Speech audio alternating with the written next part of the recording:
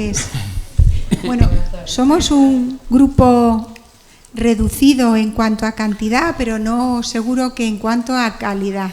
Y yo tengo que decir que para mí es un auténtico honor compartir esta tarde de viernes en esta tercera edición de Tardes de Papel junto con ustedes. Tengo que decir que nuestro querido Javi está emitiendo por el canal YouTube. Habrá gente que por el motivo que sea no se pueda acercar, pero lo puede seguir.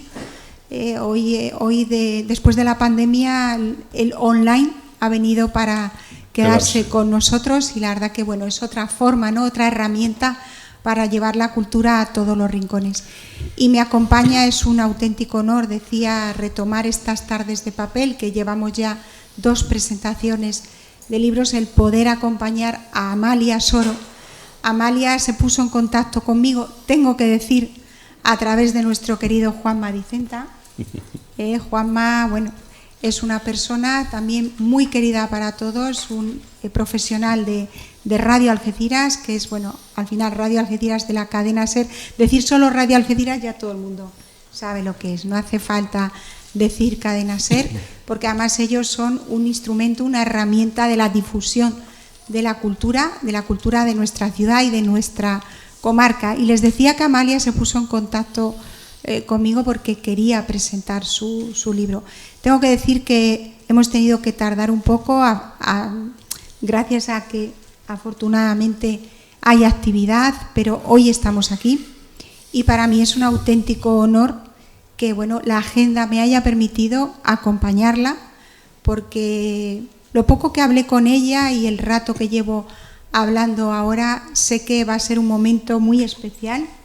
Es una mujer que le comentaba, leía, una mujer de la comunicación por su actividad profesional, pero por su formación, una persona con muchísimas inquietudes, que ha querido formarse en muchos aspectos de la vida y que al final todo eso enriquece muchísimo. Se siente campo gibraltareña de adopción como yo. Amalia, eso lo compartimos y estoy segura que va a ser un rato muy, muy agradable. Pero para presentarla, yo creo que Juanma, además yo sé que también lo hace con mucho cariño y con mucha responsabilidad, porque además él es, bueno, pues uno de los motivos por los que Amalia hoy está aquí con nosotros. Así que yo, si les parece, le voy a pasar la palabra a Juanma, que estoy segura que va a hacer una semblanza muchísimo mejor que yo de lo que significa Amalia y que pasaremos un rato estupendo aquí esta tarde de viernes. Muchas gracias, Pilar. Bueno, yo conozco a Amalia Soro desde hace muchísimo tiempo, pero más que a Amalia conozco a su madre, con doña María Serra, con quien recibí clases de piano en su momento, allí en Sol 7 precisamente. Subía por las mañanas y me daba la clase de piano, y luego estuve también con ella aquí en la coral de la Sociedad Algecireña de Fomento, de la SAF. Yo era un chavalillo por entonces, tenía 18, 19 años, pero me gustaba aquello de la música y cantábamos con la coral de la SAF y francamente lo pasábamos muy bien. Yo tuve mucho cariño por esa mujer, por esa gran artista, que como hemos dicho esta misma mañana en la entrevista que tenía con Amalia, no solo tocaba el piano divinamente, hacía los estándares de jazz de clásicos como nadie, sino que además pues tocaba el violín y tocaba el saxofón. Era una multiinstrumentista, que es lo que se suele decir en estos casos. Amalia contactó conmigo y me pidió que, como iba a presentar el libro aquí en Algeciras, que pusiéramos a un texto de Pepe Villalta, que es quien ha prologado el libro del que hoy vamos a hablar y que hoy tenemos el gusto de presentar aquí en el Centro Documental José Luis Calo de Algeciras. Así que no nos entretenemos más. Hoy nos convoca una ocasión especial, pues especial es toda oportunidad que permite acercarnos al torrente de incógnitas y sugerencias que conlleva la aparición de un nuevo libro. Sol 7 se titula la propuesta literaria que les presentamos, bellísimo título, que de partida relaciona al astro generador de vida con el número mágico por excelencia, aquel que para los cabalistas representa la ley que rige el universo. Que el disco solar aparezca en el título del libro es, sin lugar a dudas, la figuración que nos cerciora de encontrarnos ante un mensaje de luz. Y dejemos constancia de ello desde el primer momento, esa luz no es otra que el esplendor de los mejores sentimientos. Este título se acompaña de un subtítulo que nos rescata de levedades poéticas o arcanos epistemológicos para situarnos decididamente a ras de suelo. Este subtítulo es Francisco Soro y María Serra, dos vidas para la música. En efecto, Francisco y María están presentes en todas las páginas escritas por Amalia Soro, hija de ambos, para acercarnos a las vivencias y consecuencias de dos personas, dos personalidades tan significadas a lo largo de los años en la partitura de la vida cultural de la línea. La tarjeta de presentación del libro encierra, conviene insistir en ello, una promesa de amor, del más auténtico, estable e indeleble de los amores, el que se establece entre los padres y los hijos, entre los hijos y los padres. Bien podríamos decir, pues, sin temor a equivocarnos, que este es un libro de amor, pero dado que esta clasificación suena más de lo razonable a novela romántica y jugando a los dardos con las preposiciones, tal vez sería más exacto afirmar que este es un libro con amor, con el infinito amor hacia sus padres que cabe dentro del corazón de la feliz autora. Y así hacemos diaria definitivamente sobre la auténtica vibración subyacente en las hojas de papel y sentimientos que Amalia nos propone. Sin que falten ilustres antecedentes, no son muy frecuentes en la literatura española los libros dedicados por los hijos al tema de sus progenitores. Ahora bien, si en busca de esos antecedentes queremos combinar en una sola obra los criterios de antigüedad y calidad, sin duda habríamos de reparar en aquellas formidables coplas a la muerte del maestre don Rodrigo, mucho más conocidas como coplas a la muerte de su padre, que allá por la segunda mitad del siglo XV compusiera Jorge Manrique en unos tonos decididamente elegíacos. Esta concepción elegíaca nos sitúa ante un hecho diferencial entre ambos textos, uno de tantos, y es que mientras Manrique dedica casi todo su poema a reflexionar sobre la muerte, mientras que casi todo su poema va a la deriva existencial de su predecesor, únicamente le dedica 8 coplas de un total de 40. Nuestra Amalia Soro descarta los tonos elegíacos y únicamente refiere la desaparición de las dos personas queridas cuando así lo exige el orden natural de los acontecimientos, como un dato biográfico ineludible, pero pasando rápidamente al discurso cálido, alegre y reparador, como si en modo alguno quisiera dejar en el espectador el sabor amargo de unos trazos de dolor que bajo una premisa positivista rápidamente se nos escamotean en lo que constituye un elegante acto de reserva y casi de pudor, ya que el capricho nos ha forzado a relacionar dos obras tan alejadas entre sí en el tiempo, tan disímiles en sus condicionantes sociales y tan apartadas una de la otra en los aspectos formales. Bien podríamos clausurar nuestro juicio comparativo proclamando que mientras Manrique comparte con nosotros un discurso de muerte, Amalia Soro nos agasaja con un reluciente mensaje de vida. Y ello nos da una idea de la distancia que media entre las penumbras del pesimismo y el esplendor de las mejores energías que, con la bella tenacidad del ave fénix, animan los días de quien ha escrito este libro. Justo es que en este punto pues nos detengamos, siquiera sea someramente, en el dibujo biográfico de su autora. No será necesario extendernos en los detalles porque Amalia es sobradamente conocida por todos nosotros debido a su intensa implicación en la vida sociocultural del Campo de Gibraltar. Aunque nacida en Barcelona, es una mujer a la que todo el mundo relaciona de inmediato con el mundo de la radio. Y justo es que así ocurra, puesto que ella, poseedora de la licenciatura en Ciencias de la Información, ha sido durante muchos años una voz que desde Radio Nacional de España, primero en la emisora de la línea de la Concepción y más tarde desde Zaragoza, nos envolvía con su bello timbre y una perfecta dicción, condiciones que sin duda influyeron, pero que no fueron los únicos merecimientos para que Amalia llegase a pregonar, por ejemplo, la Feria de la Línea y se ocupara también de la presentación del acto en varias ocasiones. Sin embargo, como mujer inquieta que es, supo extender su formación a otros ámbitos profesionales. Y es así como se diplomó en enfermería en la Escuela de Enfermeras de la Residencia Sanitaria Guerra Zunzunegui de la Línea. Una ambición de saber, explorar y avanzar que nunca ha dejado de latir en ella como un mecanismo de relojería dispuesto a regular una curiosidad bien templada por el mundo que nos acoge y la gente que nos rodea, sesgo que marca indeleblemente la existencia de esta luchadora perseverante que hoy nos ofrece sus recuerdos cuidadosamente encuadernados. Pero retrocedamos atrás en el tiempo para descubrir en la niña Amalia Soro una inclinación al teatro, al artisteo que la llevaría a subirse a las tablas desde muy pequeña en las obras presentadas por la agrupación artística linense que creó su padre, a veces formando parte del conjunto infantil Las Mirandas y así hasta obtener el carnet de artista de manera un tanto casual en la modalidad de canción ligera.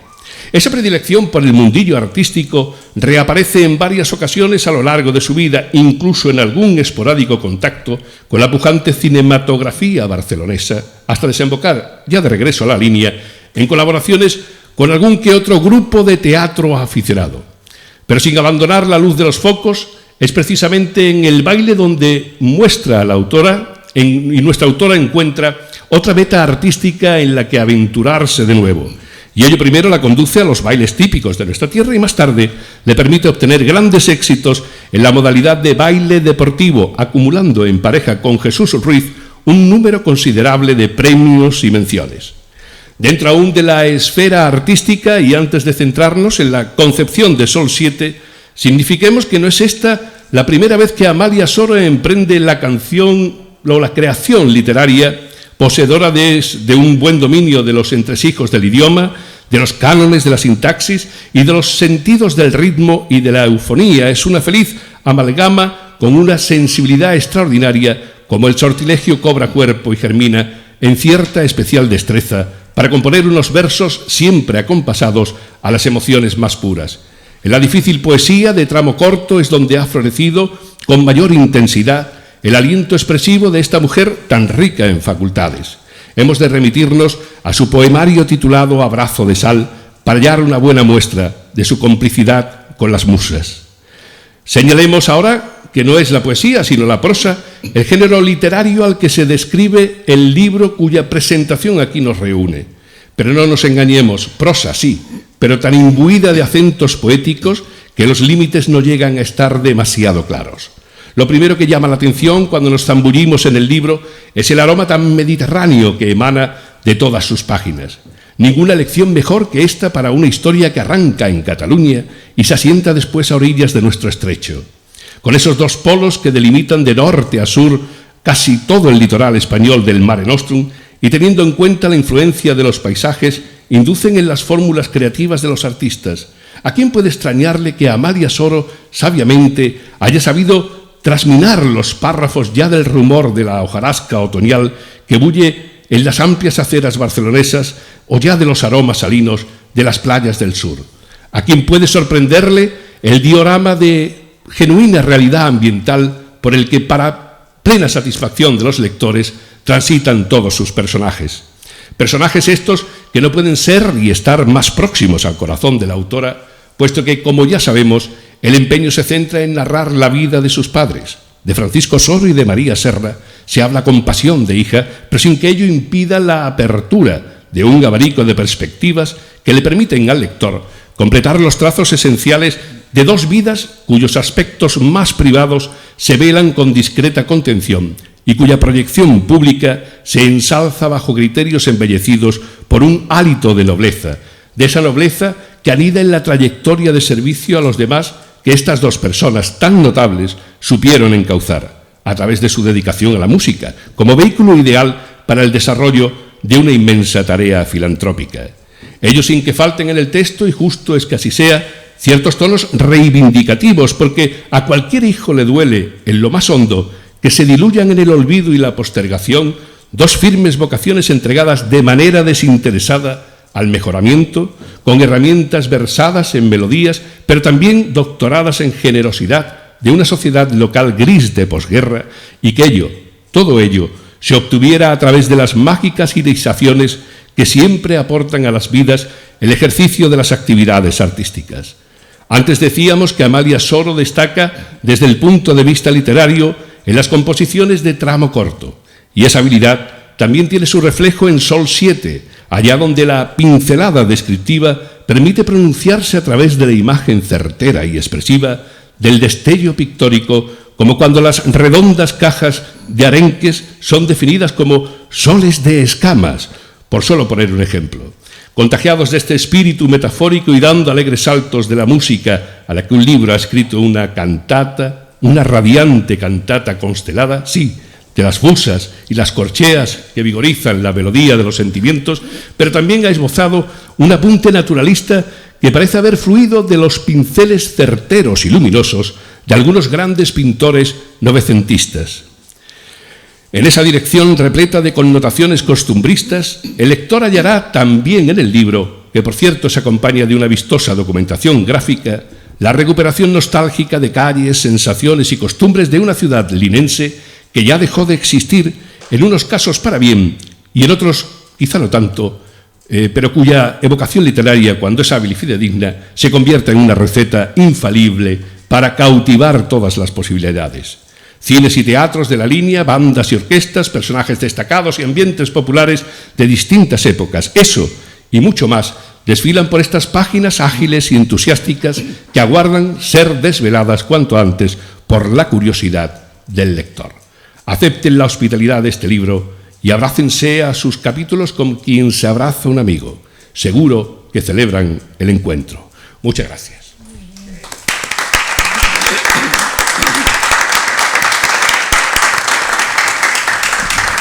Es un regalo, un regalo. Él ya lo decía que iba a hacer una maravillosa semblanza.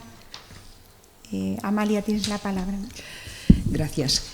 Muy buenas tardes a todos. Muchísimas gracias por acompañarme y, naturalmente, mi gran agradecimiento al Ayuntamiento de Algeciras, a la concejal de Cultura, Pilar Pintor, a Miguel Vega y a Javi Muñoz, porque han sido tan amables conmigo para que la presentación de este libro fuera una realidad. Desde el primer momento que contacté con ellos, todo fueron facilidades, así que mi agradecimiento más cordial. Muchas gracias, encantados. Gracias a los que de alguna forma han colaborado esta tarde y naturalmente a todos ustedes por acompañarme. Como ha dicho Pilar, somos pocos, pero tienen ustedes una gran calidad. Sobre todo el simple hecho de acompañarme esta tarde ya quiere decir que son ustedes sensibles al cariño y a la música. Bueno, y gracias naturalmente por la presentación de Juan Manuel, un colega en las tareas radiofónicas, un gran profesional al que le agradezco de todo corazón su lectura. Y naturalmente no hace falta que lo haya presentado, porque es un puntal de la radiodifusión algecireña al que todos admiramos. Gracias, amigo, por poner tu voz, todo un lujo, a ese texto del escritor José Villalba, que es conocido en los medios literarios del Campo de Gibraltar. Y naturalmente me siento un poco obligada a hablar sobre el título del libro, que puede parecer extraño y que, aunque se ha explicado, me gustaría añadir que no me costó casi nada ponerle ese título. Desde el principio lo tuve claro. En la calle del Sol, número 7 de la línea, viví con mi familia muchos años. Enseguida pensé, Sol es una nota musical y el número 7 de la calle, enseguida lo relacioné con las 7 notas musicales. Así que el número 7, aparte de, como han comentado, que huele a misterio, a cábala, además es mi número personal, qué casualidad, y el astro Sol, sin el que la vida sería imposible, representa esa nota en segundo espacio del pentagrama. Se trata de un libro que, aunque posee detalles de la vida de mis padres, anécdotas y recuerdos, he procurado prescindir de frases inútiles y rebuscadas para hacerlo más ágil a la lectura. He querido que la persona que lo lea no se aburra con largas historias y que pueda disfrutarlo con interés. He destacado su vida diaria, la vida de mis padres, salpicada de memorias, de remembranzas de mi niñez y juventud, que ya quedan bastante lejos, en un hogar inolvidable en donde la música lo inundaba todo. Yo, medio en broma y medio en serio, a veces comento entre los amigos que fui una niña que, en lugar de glóbulos rojos, por mi sistema circulatorio corrían notas musicales. Desde pequeña me familiaricé con el lenguaje musical. En este librito he hecho hincapié en la actitud de mis padres hacia el Campo de Gibraltar, principalmente hacia Algeciras y La Línea, a los que ofrecieron generosamente lo mejor que tenían, su amor por la música. Ellos querían enseñar y dar a conocer sus conocimientos musicales entre personas que, según dijeron siempre, tenían dones especiales para el arte. A estos dedicaron su esfuerzo, su tiempo y su fortuna. Por eso, los que los conocieron los consideraron unos auténticos mecenas. Mis padres, como describo en las diferentes páginas, eran muy especiales. Imagino que todos los hijos dicen lo mismo de sus padres, porque para ellos son los mejores. Pero yo me refiero simplemente a que hago referencia a su forma de vivir o actuar y a su actitud sobre la vida. Mi padre, el maestro Soro, todos sabían que era un hombre con gran sentido del humor. Aquí hay personas que lo conocieron. Concretamente hay una amiga de la niñez que fue alumna de él y de mi madre, y sabía que era muy bromista, siempre dispuesto a ayudar a quien fuera, muy creativo e ingenioso, y que fumaba demasiado. Mi madre se ganaba a cualquiera con su simpatía y su sencillez, ya lo ha comentado mi compañero Juan Manuel. Era tan gran concertista de piano como despistada. Igual se iba a la calle con un zapato marrón y otro negro, la Rebeca del revés, se olvidaba las llaves, pero esos despistes nos hacían gracia a toda la familia y curiosamente no incidía en su labor creativa ni en su labor musical. Tenía muchos defectos, ambos tenían muchos defectos, pero pasaban casi desapercibidos porque tenían muchísimas virtudes. Eso sí, el gran defecto de ellos es que eran demasiado modestos, eran humildes y nada ambiciosos. No daban importancia a sus conocimientos musicales, que eran muchos. Mi padre estudió en el Conservatorio Municipal de Música de Barcelona, dirección de orquesta y fue trompeta de oro en Londres. Y mi madre era catedrática del Conservatorio Superior de Música del Liceo de Barcelona, concertista de piano y, como ha dicho mi introductor, también tocaba el violín y el saxofón. Pero, como diríamos ahora, no se sabían vender. En la época de mis padres supongo que ya no estaba en auge ese conocido y castizo refrán de que el buen paño en el arca se vende. No. Y como además no eran nada trepas, eso que está tan de moda ahora, pues pasaban desapercibidos en el sentido de reconocimiento, no por parte de la gente, porque la gente le quería y le reconocía, sino a nivel institucional. Mi padre fundó la segunda banda municipal de la Línea de la Concepción y la banda de la Cruz Roja, en un momento en el que solamente habían 3 bandas de la Cruz Roja en España, la de Barcelona, la de Madrid y la de la Línea de la Concepción. También creó la Agrupación Artística Linense, de la que formaban parte niños de varias edades, a los que se preparaba musical y artísticamente y que actuaban en varios teatros de la Línea de aquella época, como el Trino Cruz o el Teatro Parque. También vinieron aquí, no me acuerdo si se llama Teatro Florida, ¿puede ser? El Teatro Florida. En fin, en esos teatros se interpretaban escenificaciones de zarzuela y obras muy conocidas. Todo a beneficio de entidades públicas. La Cruz Roja, la Balompédica Linense, cofradías, asociaciones de personas sin recursos económicos, campañas benéficas. El dinero recaudado en esos eventos era para las distintas entidades que lo necesitaban. Lo curioso es que rara vez mis padres recibían ayuda económica. Los gastos siempre corrían de su cuenta, además del esfuerzo de enseñar y montar los espectáculos. Crearon muchas composiciones, partituras musicales, más de 2000 que constan en la Sociedad General de Autores de España. Entre ellas, compusieron un pasodoble en honor de Miguel Mateo Miguelín, el gran torero algecireño, y otro a la ciudad de Algeciras. Mi madre fundó el Cuarteto de Cámara Muñoz Molleda y la Coral Polifónica del Campo de Gibraltar y la Coral de la Sociedad Algecireña de Fomento. Aquí con nosotros está María, a la que mi madre quería muchísimo y que decía que era su mano derecha. Cuando ella dirigía la coral, María tocaba el piano y decía, qué mujer más maravillosa. Siempre disfrutaba cantando y contando los dones que tenía María Esquerino. ¿Es verdad o no? Bueno, pues mi madre, aparte de fundar esto, de fundar la Coral de Algecireña de Fomento, lo de la coral fue porque mi madre dio un concierto aquí en Algeciras y se le acercó un señor que se llamaba José María Troncoso, me imagino que a las personas de aquí de Algeciras les serán familiar el nombre. Este señor se acercó a mi madre y le dijo: me encanta cómo toca usted, es usted una profesional y tal. Bueno, y le dijo: me gustaría que usted creara una coral en la Sociedad Algecireña de Fomento. Y mi madre le dijo: ¿una coral? ¿No?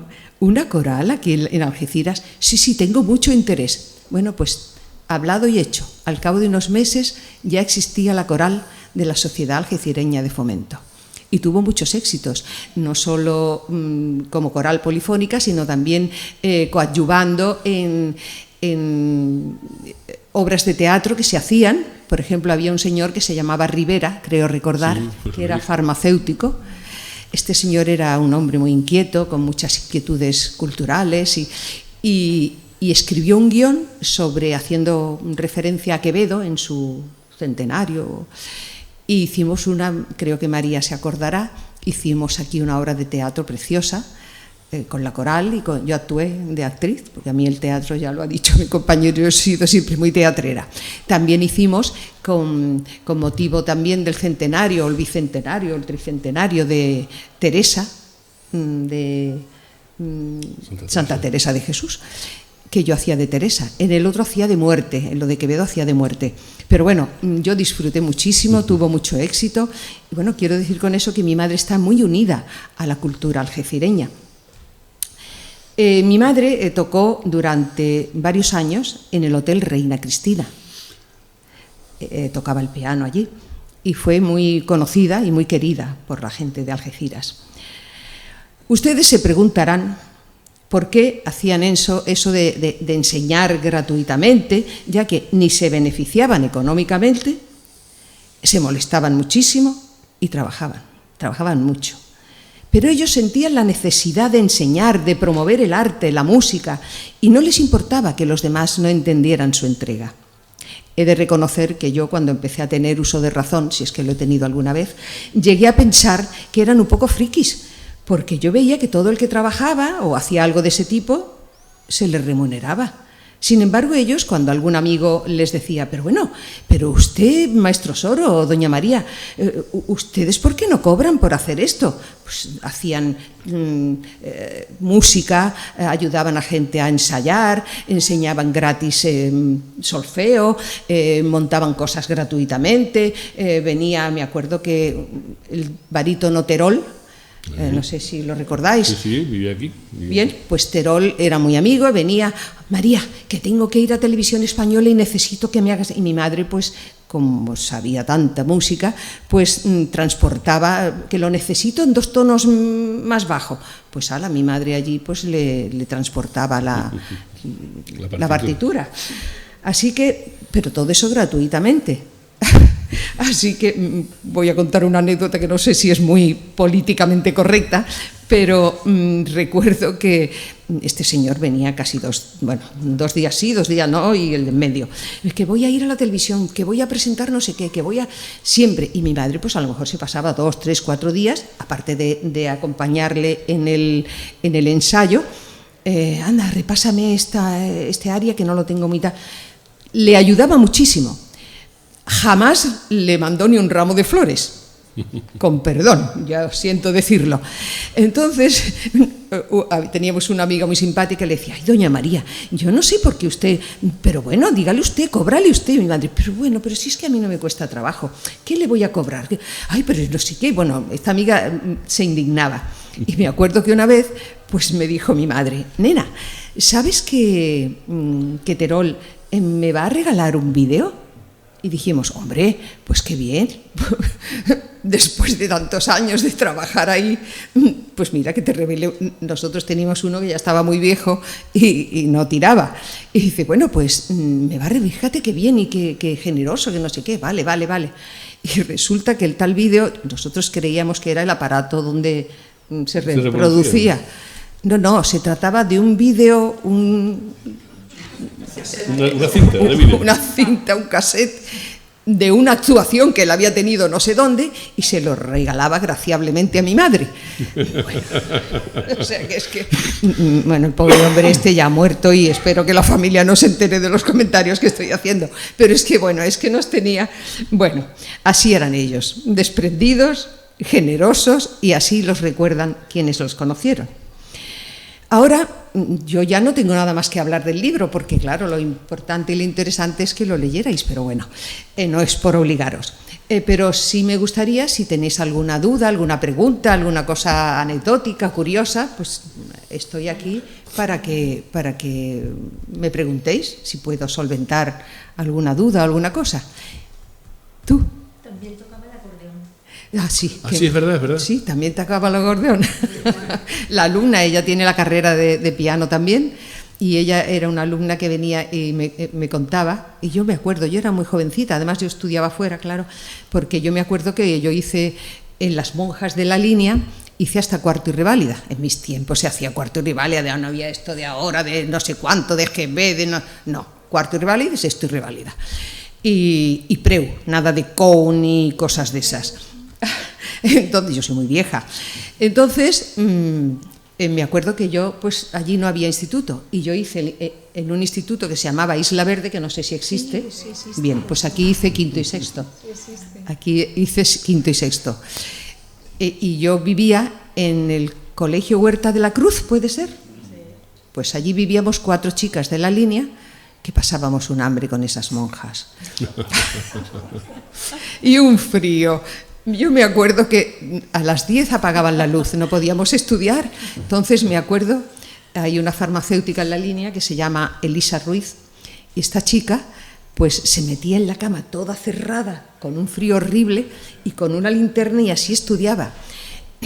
Otra le daba igual suspender que no, pero había una tal Pilar García Balaguer, hija del médico García Cabreros y hermana de un ginecólogo muy conocido, y esta y yo nos metíamos en la bañera, que era una bañera grandísima, cada una por un lado, también con las linternas y con una manta. Así estudiábamos.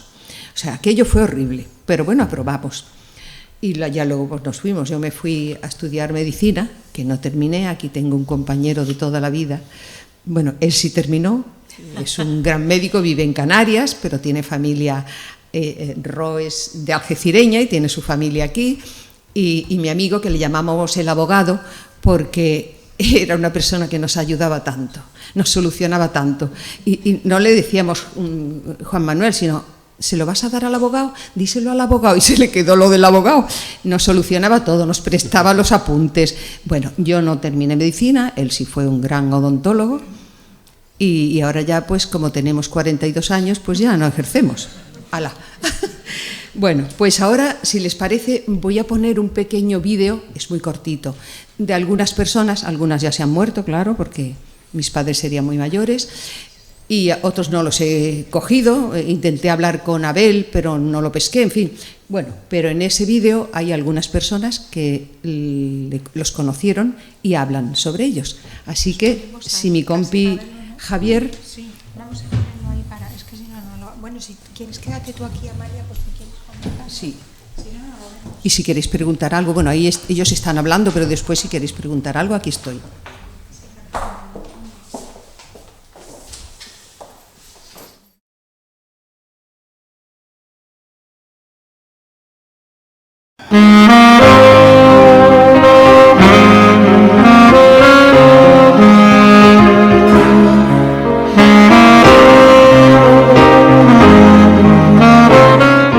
Alicia Domínguez, que es conocida por todos como una enamorada de la música e hija de uno de los componentes de la banda de mi padre, al que él cariñosamente llamaba Dominguín, nos habla de ellos. Tu madre le prestó el saxofón a mi padre para irse para Alemania. Mi padre se llevaba su clarinete y el saxofón de tu madre. Y nada, estuvo allí tocando, y ya cuando ya se hizo, que se compró su contrato, se compró su saxo tenor y su clarinete, pues se viene para acá y claro, se lo devuelve.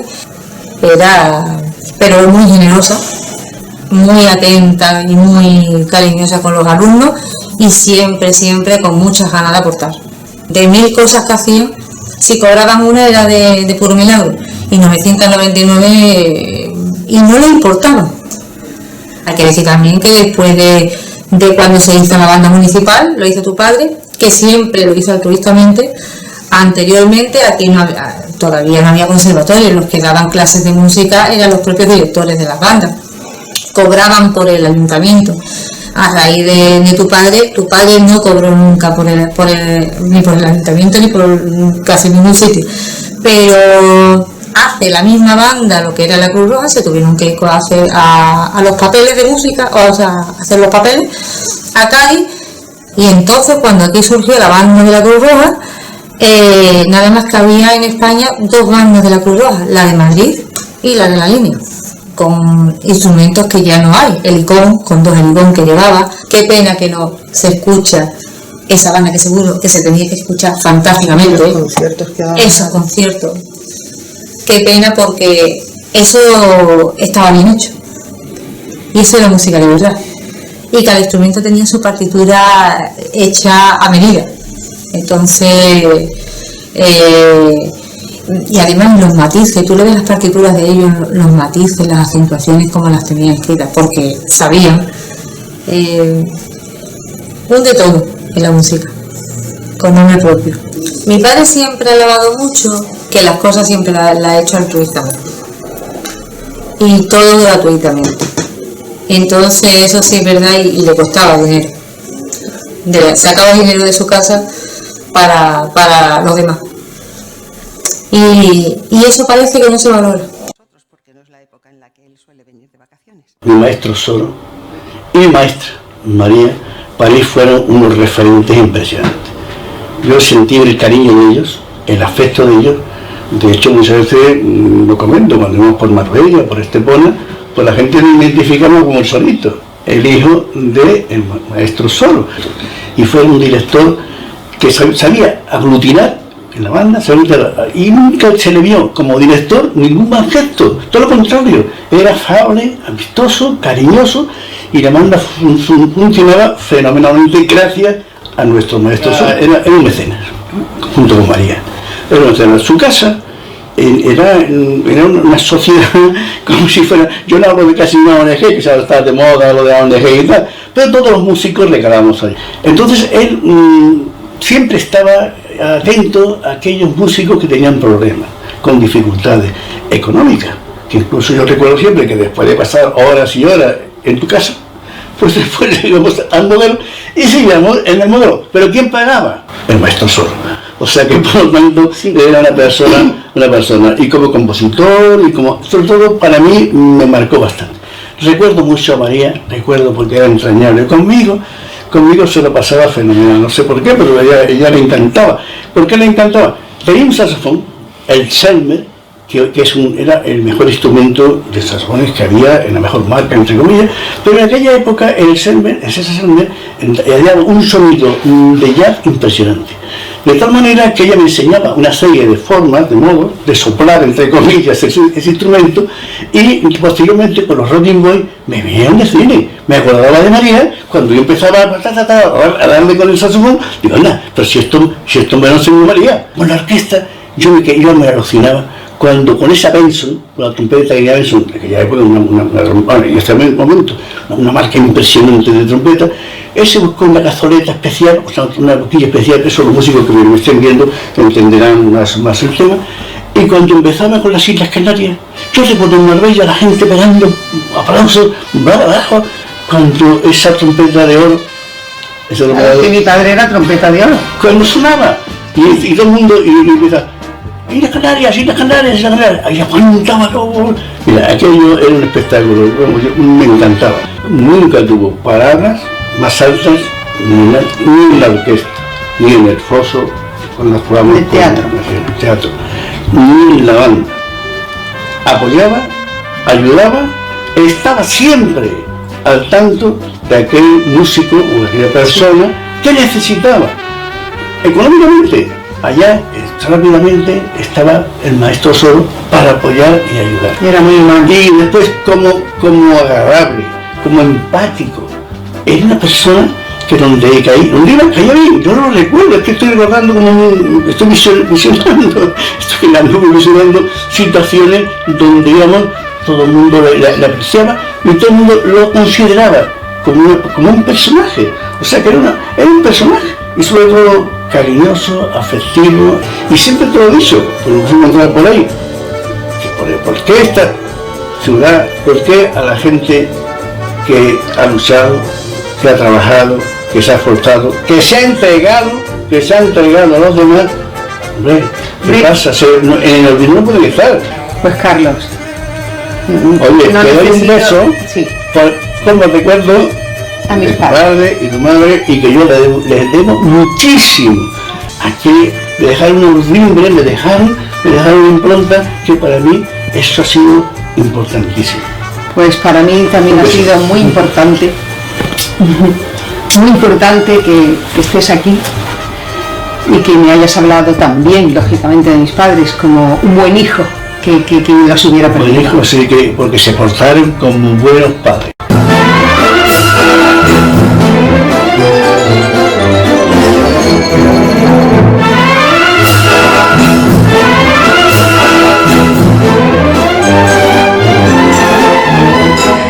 El maestro Soro creó la agrupación artística linense, de la que salieron grandes artistas, entre ellos Lolita Torrejón, Merci Peña, cantante de copla, Araceli Otero, las bailarinas hermanas Velasco, el guitarrista conocido internacionalmente Emilio Ruiz, hermano de la bailarina y Miss Nacional Rosa Mari Ruiz, y que actualmente vive en Puerto Rico, y desde allí ha querido rendir este homenaje a mis padres.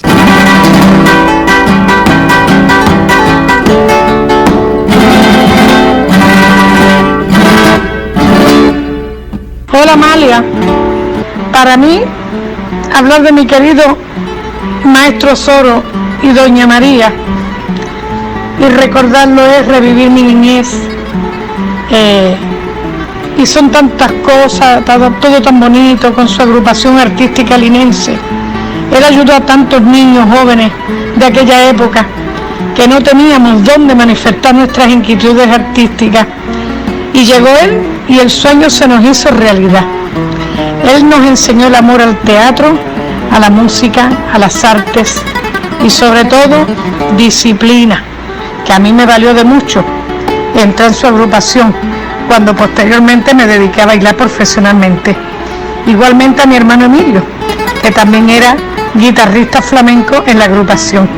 Él y yo a veces hablamos recordando aquella época tan bonita y llegamos a la conclusión que si el maestro Soro hubiera sido en esta época, el mejor director artístico de España hubiera sido él, porque en aquellos tiempos, sin la tecnología de hoy día, sin los medios, hacía maravillas. Su talento era infinito para montar aquellos cuadros escénicos y para manejar a tantos niños, que no era nada fácil.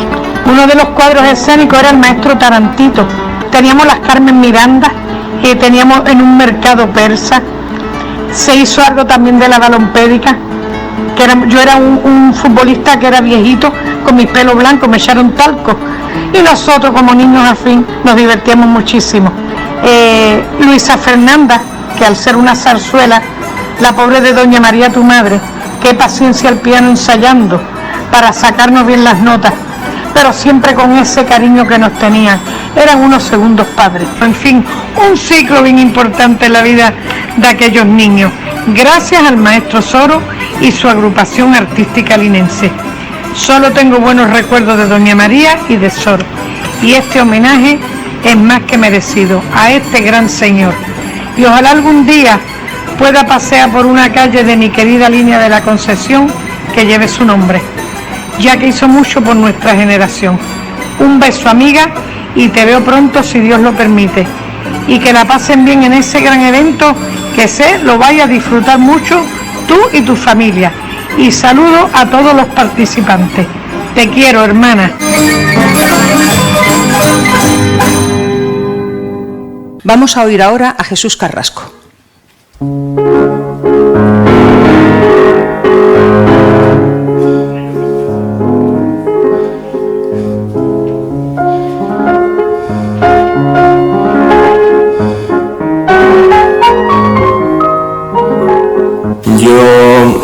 comencé mis estudios musicales aquí en La Línea con la profesora Inés Daunis, muy pequeñito, con 8 años, y al poco tiempo ya empecé a dar clases de piano con María Serra, y he estado con ella hasta prácticamente los 17 años que me fui a estudiar a Sevilla al Conservatorio Superior.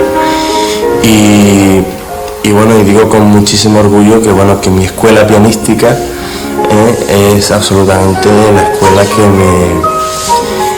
a la que me introdujo María Serra. Por otro lado, una escuela muy importante, dado que ella ha sido una gran concertista internacional.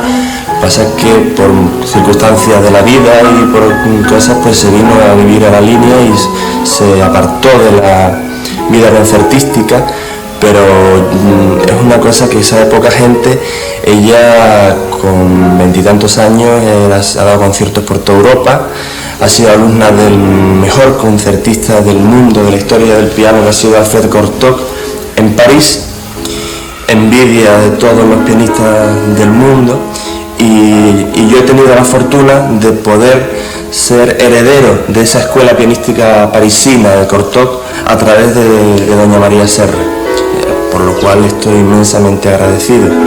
Además, era una persona que por su espíritu de artista, no solo de su capacidad técnica como pianista, pues era una persona que hacía que la enseñanza del piano no fuera solo una cuestión puramente técnica o mecánica, sino que se convertía en una enseñanza absolutamente maravillosa.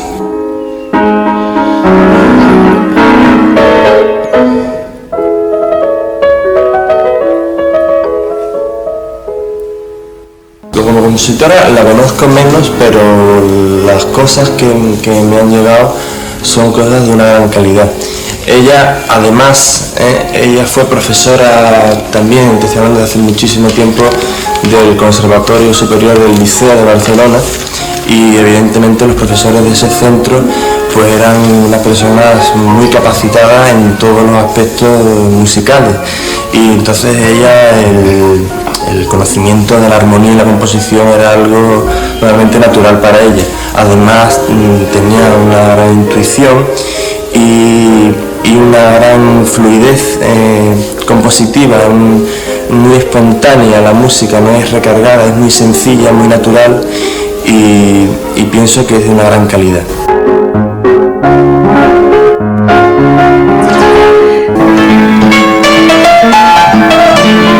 Una persona que colaboró estrechamente con mis padres, sobre todo con mi madre, porque mi padre murió antes, fue el escritor, poeta y magnífico periodista Gabriel Baldrich. Mi madre y Baldrich compusieron muchas partituras juntas. Gabriel venía a casa a tomar café y a charlar casi todas las tardes. Y la muerte de mi madre fue para él un duro revés. María Serra de Soro se nos fue para siempre, se nos murió, saltó a la eternidad. Y fuimos muchos los que el primer día de este mes la acompañamos hasta el mismo pie del nicho en el que ahora reposa, aunque serán muchos más.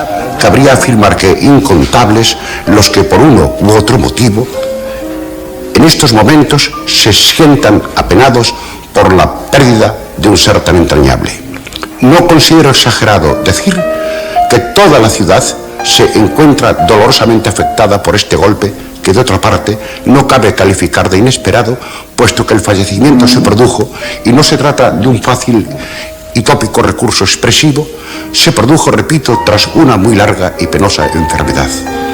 María llevaba meses apagándose lentamente, de manera ineluctable, y me atrevo a asegurar que ni ella misma, todo un ejemplo de resignación, debió sentirse sorprendida, si es que llegó a percatarse de que exhalaba su último suspiro. Hay que decirlo, hay que decir que María era una artista completa, integral, o como solemos adjetivar por estas tierras, de las cabales, un singular todoterreno al servicio del arte musical, con un asombroso dominio de la técnica y una no menos admirable sensibilidad. María Serra acompañaba al piano con igual maestría e interés a una desconocida y humilde aspirante a ganarse el pan como intérprete de la canción española o la moderna, géneros calificados como menores, que a los ya más acreditados cultivadores del bel canto. Lo mismo daba clases a los que se iniciaban en el conocimiento del solfeo que a aquellos que ya coronaban los últimos y obligados cursos oficiales de música. Y como hizo hasta que se vio obligada a someterse a intervención quirúrgica en Sevilla, esto fue en junio del 89, nunca faltó a sus citas con la coral Campo de Gibraltar, agrupación de la que fue su fundadora y directora. Notaremos la falta de María. Yo, mucho más que otros. Fueron algo así como 40 años los que a ella me unieron de amistad, compartida con la de su marido, Francisco Sor Soler, otro excelente músico virtuoso de la trompeta y del bandoneón, hasta el fallecimiento de este último, calculo que hará unos 16 años. Pero además, con la muerte de María, he perdido a uno de mis mejores colaboradores, desde luego al más inmediato, en la composición musical, y a partir de ahora solo me quedará el consuelo de escuchar algunas de las canciones a las que juntos dimos vida, algunos de esos textos rimados míos que ella vistió tan bella, delicada y armónicamente con los tules de su inspiración cuando todavía, y de esto hace escasamente un año, ¿quién me lo iba a decir?, no se sentía herida por el mal que ha acabado con su vida. Aunque me hiera tu olvido, tierra guanche, dolor de ausencia, estos son títulos para una tan dolorosa como agradecida evocación de un artista excepcional, aunque por eso de que la vida es como es, no alcanzase la fama que otros gozan inmerecidamente.